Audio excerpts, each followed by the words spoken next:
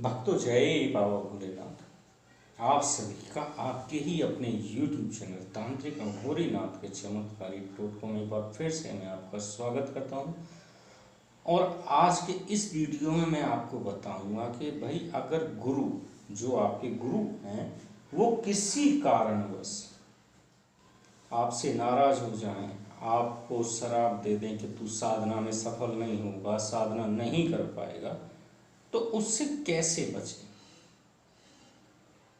क्योंकि देखिए, मैं किसी की बुराई नहीं करूंगा, लेकिन आज के समय कुछ तथाकथित गुरु ऐसे भी बन गए हैं कि जिन्होंने आज आपको शिष्य बना लिया और 4 दिन के बाद वो आपसे कुछ मांग लेते हैं और आपने नहीं दिया तो वो आपसे रुष्ट हो जाते हैं और बोल देते हैं कि भाई ये चीज़ नहीं कहने दी है।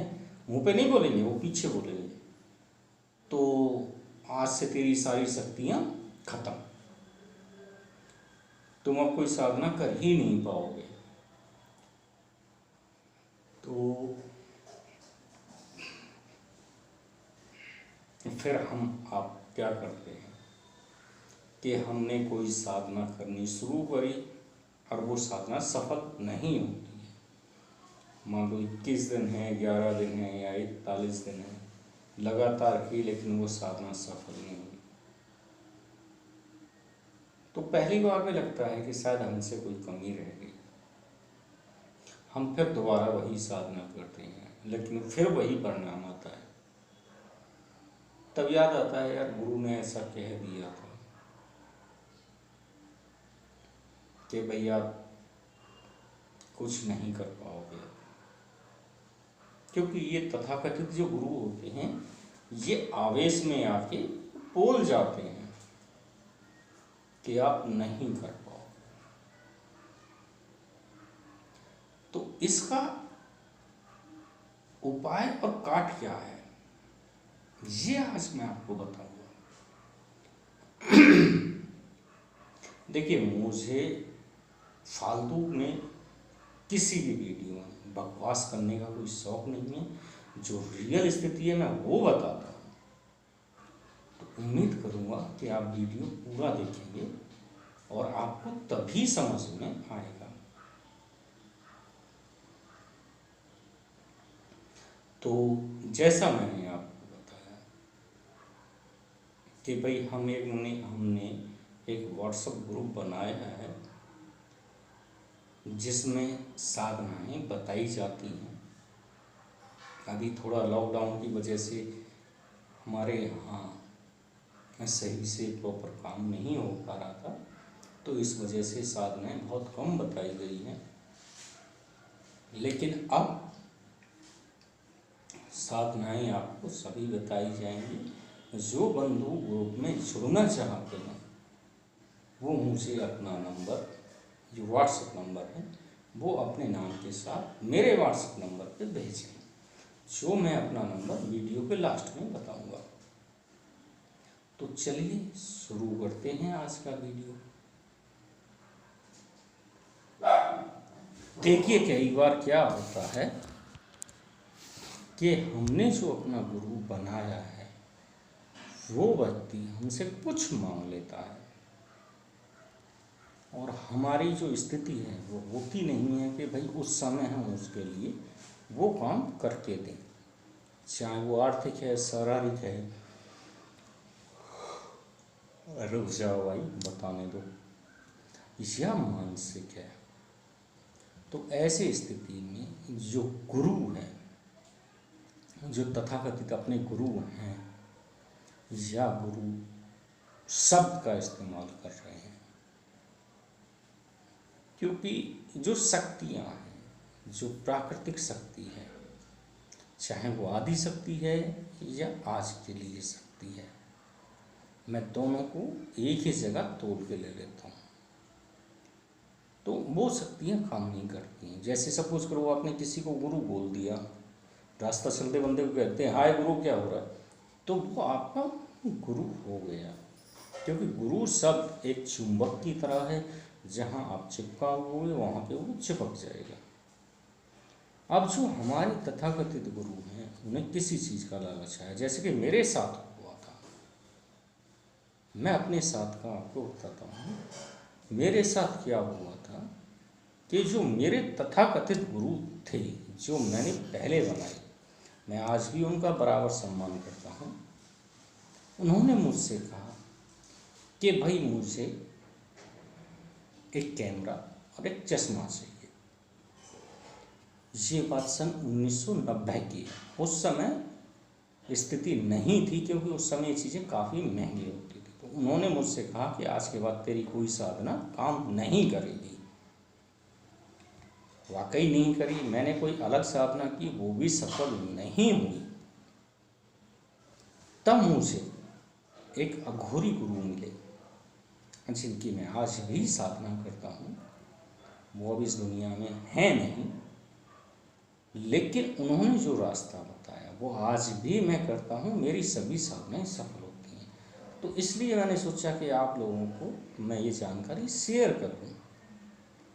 तो इसमें हमें क्या होता है कि जैसे अभी मान लो एक गुरु ने कहा कि भाई आप सफल नहीं हो गए, तो यहाँ पे हम जो भाई अगला बंदा है उसको बी बना लेते हैं कि बी आप सफल नहीं होगे, और गुरु ए हैं। तो जो ए है उसने कहा कि बी आप सफल नहीं होगे, तो अब आप यहाँ क्या करोगे कि नदी किनारे की गीली मट्टी लाओगे, जो नदी के अंदर की मिट्टी है, उससे आप 4 पुतले तैयार करोगे। एक पुतले का हाथ तो ऐसे लंबा रहेगा जैसे वो किसी चीज़ को फेंक रहा है, ठीक है। 3 पुतलों को आप ऐसे बनाएंगे जैसे वो सोए हुए हैं। तो अब जैसे आपके पुतले सूख जाते हैं, तो ये देखें,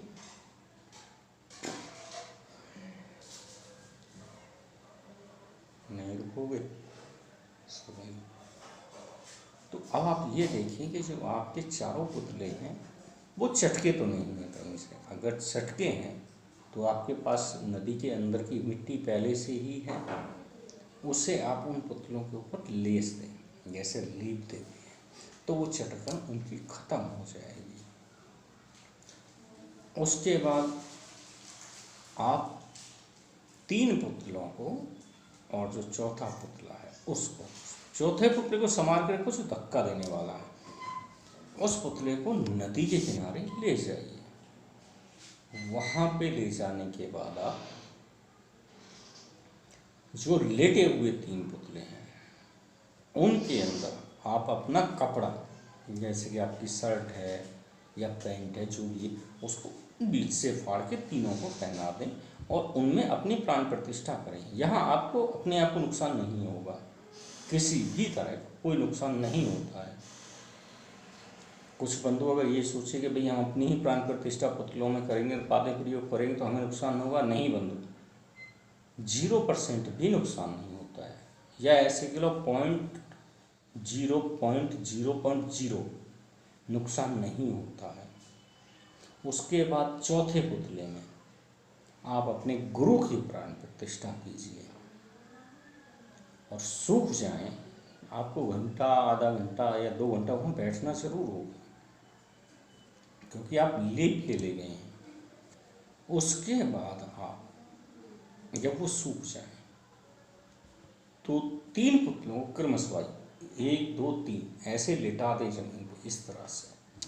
अब जो आपके गुरु का पुतला है, जैसा शराब आपके गुरु ने दिया कि तू अब कोई साधना नहीं कर पाएगा और तेरी साधना सफल नहीं हुई, तो आप आंख बंद करके अपने गुरु का ध्यान करें और जो गुरु का पुतला है उसे उठाएं, और जो आपके पुतले हैं उन पुतलों को गुरु के उस हाथ से जो आपने पुतले का बनाया था नदी में ढकेल दें।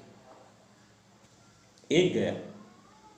ऐसे फिर आपको अगले दोनों पुतलों को नदी में प्रवाहित कर देना है।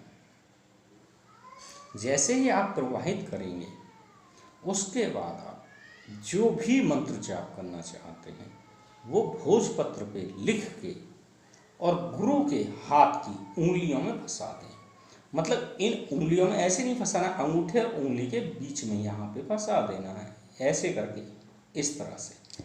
और आपको उनके सामने बैठ जाना, मतलब अपने गुरु के पुतला के सामने बैठ के आपको थोड़ा सा महादेव का ध्यान करें या आप अपने गुरु का ध्यान करके, और वो भोजपत्र उनके हाथ से आराम से निकाल लें, फट ना जाएगा। तब आप उस भोजपत्र पे लिखे मंत्र को वहीं बैठ के करीब, अगर कर सके तो 100 माला और नहीं तो 11 माला का जाप उसी जगह बैठ के कर लें। वो मंत्र, वो साधना और वो सिद्धि वहाँ पे तुरंत हो जाएगी आपकी। आगे के लिए आपके ऊपर गुरु श्राप या गुरु का जो भी आपके ऊपर दोष लगा है वो खत्म हो जाएगा। बस ये ध्यान रखना कि आपको वो मंत्र सपने में दिखाई ना दे जाए या आप सपने में ना बोलें। अगर आप सपने में वही मंत्र बोल गए, उसी रात को होगा ये आपके साथ, अगर उसी रात को आप ये मंत्र सपने में बोल गए तो आपके मंत्र को सपन दोष लग जाएगा। उसके लिए आपको पीपल के नीचे जाके और वहाँ बोलना है कि हे गुरुदेव, मैं प्रेतराज महाराज को साक्षी मान के अपने मंत्र को सपन दोष से दूर करने के लिए इतने ग्राम बतासे या इतने ग्राम सफ़ेद मिठाई, मतलब यहाँ आपको अपने आप तय करनी है ग्राम, मतलब 100 ग्राम है, 50 ग्राम है या 10 ग्राम है, वो आपको खुद तय करना है। इतने ग्राम मिठाई गरीब बच्चों में बांट दूंगा। तो जैसे ही आप बच्चे के हाथ में मिठाई रखें तो अपनी आंखें बंद कर लें, उसका हाथ देख लें कि भाई हाँ यहाँ पे हाथ है तो रख दें, आँख बंद कर लें। उसे कहेंगे गुप्त दान, आपके सभी दोष खत्म। अगर आपको इस चीज़ को समझना है जो मैंने अभी बताई है, मैंने ये ऊपर हवा में बातें नहीं की हैं, इसका लेख आपको गोरख पुराण में मिल जाएगा। जब गुरु गोरखनाथ ने एक राजा को श्राप दिया था और वो कुआं के अंदर थे, तो वो कुआं के अंदर से श्राप दे रहे थे, तो ये क्रिया वहाँ से मुझे मेरे गुरु ने सिखाई थी। अगर किसी बंधु को समझ में नहीं आया है या कहीं कोई कमी रह गई है तो आप मुझे फ़ोन करें या व्हाट्सएप करें।